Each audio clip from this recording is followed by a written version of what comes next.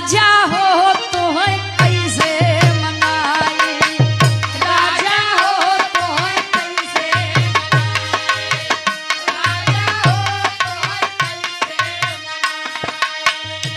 अरे रतिया में हमरे ना लागयो भाई, दुल्हा हो का हो। अरे वाह, कोई लोग दुल्हा दुल्ही बन जाता है। अरे रतिया में हमरे ना लागयो भाई, रजऊ हो तो है कैसे मनाई, रजऊ हो तो है कैसे मनाई।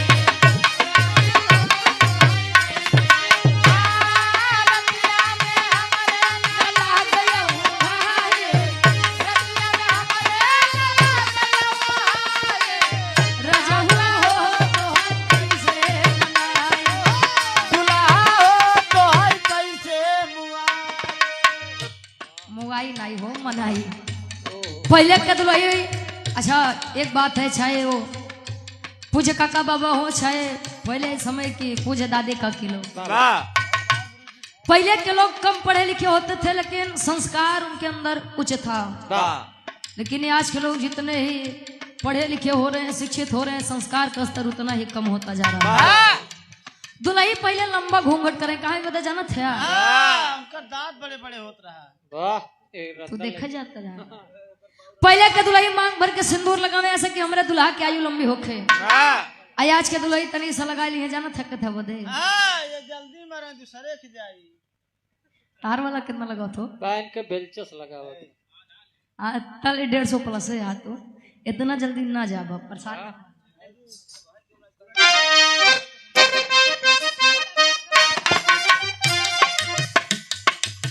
बीतबल पनवा तैयार गए जवानी, बीतबल पनवा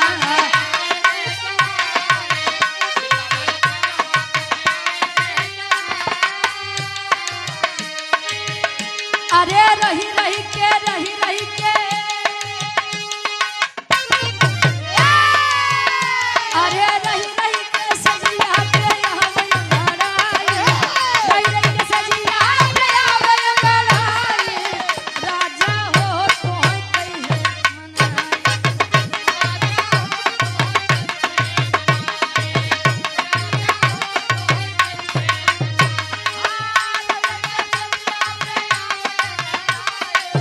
रही रही के सजिया पे हम लड़ाई, राजा हो तो है कैसे मनाई, राजा हो तो है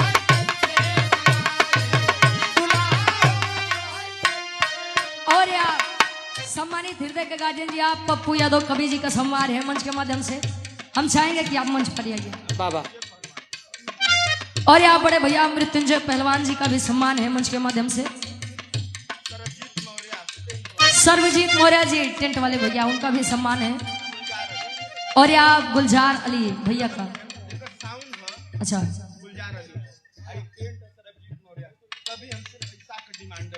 वाह, आपसे पैसा डिमांड के करवाई कर, वाह बहुत सुंदर।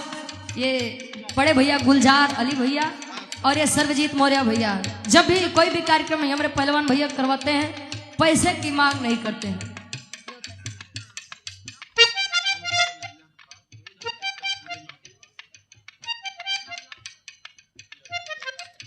आदरणीय आप पूछे गार्जियन जी दरियापुर से पप्पू यादव गार्जियन जी हमारे सुंदर माला 500 रुपया आशीर्वाद के चारे कि हम बच्चे अपनी कला में कामयाब हैं।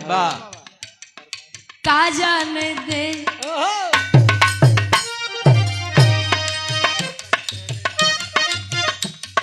का जाने दे सारा वाली का जगा, का जाने दे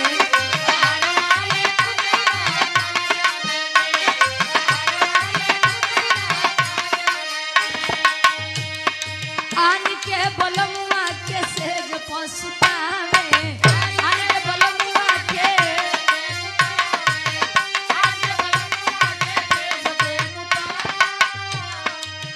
आन के बोलो मतलब अपन लड़का बच्चा जब छोटा होता है तो माता बड़ी केयर करती है, बड़ी देखभाल करती है।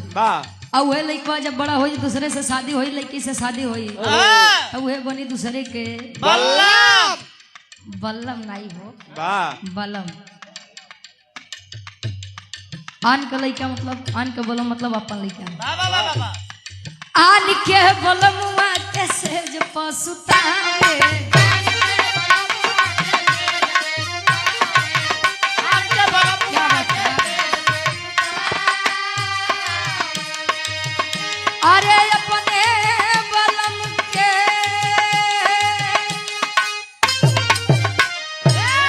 अरे अपने बलम के बिछा दे गोनरा अरे अपने बलम के बिछा दे गोनरा का जाने दे शहर वाली का जाने दे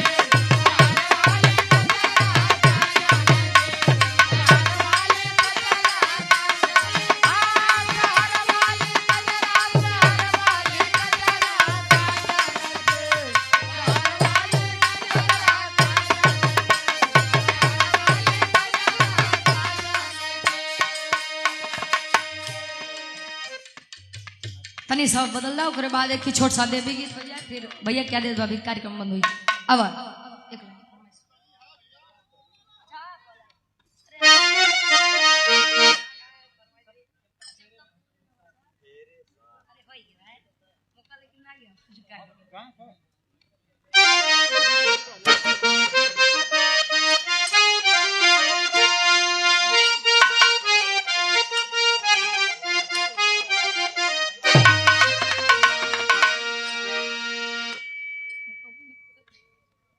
अब लैला हो जात बा भैया पप्पू भैया हो जात बा एक लाइन लिख दे तो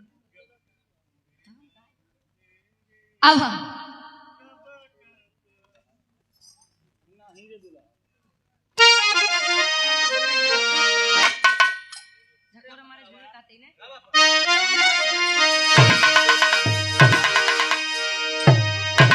आए हाय अरे राम झकोरा मार झूलने अरे झकोरा मार झूलने कहाँ साड़ी लहराई हो झकोरा मार झूलने साड़ी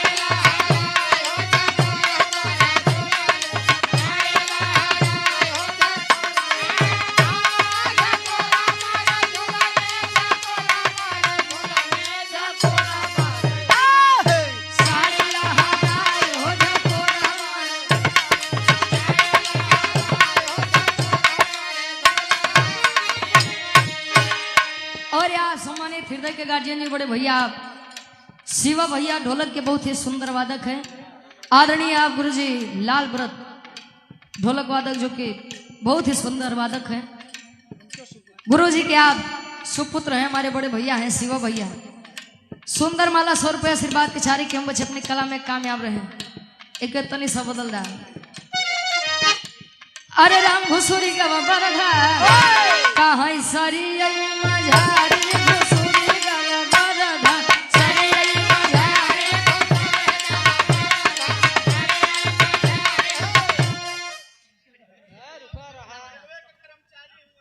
नाम ना आपका देवर हमारे गुरु आपका देवर आपका देवर हमारे गुरु जी संजय यादव बड़े भैया हैं। का भाई दिया गवन भाई ना मतलब देवर कहाँ से यह सुंदर माला 100 रुपए तक सम्मान की ओर आप श्री सरस्वती पूजा समिति पीथापुर कटसार सकलडी हाथ चंदौली से आप गार्जियन जी गुड्डू यादव जी विराह का बहुत ही सुंदर कार्यक्रम रखा गया है। 14 जनवरी शनिवार सुबह 10 बजे से 24 जनवरी सुबह 10 बजे शनिवार को कार्यक्रम रखा गया है। बिहार जगत के बड़े अच्छे कलाकार बड़े भैया आप सुधीर लाल यादव जी और ये आप सुमन पाल जी। ये हमारे गार्जियन जी के द्वारा 100 रुपये आशीर्वाद के चारे कि हम बच्चे अपनी कला में कामयाब रहे। कहे अरे घूमा के गोरी मरलू अरे घूमा के गोरी मरलू आई नया ना वैसे बात हो घूमा के गोरी मरलू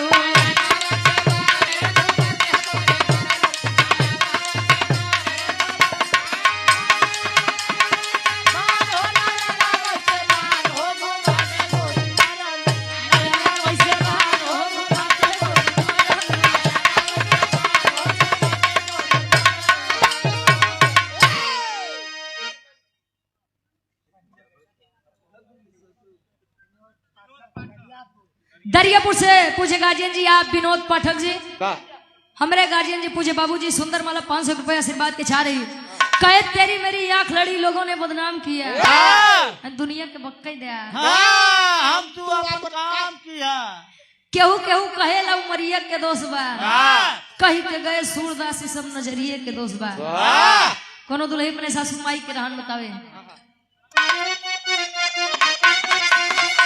अरे हमारा मुड़ी कटली तब मोर बूढ़ा माई हमार मुड़ी कटली।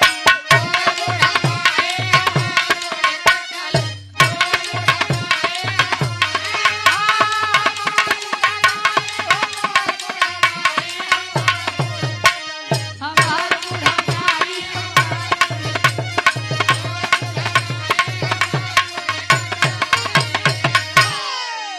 अरे वाह क्या बात है कोई जवाब नहीं माचिस गिर गया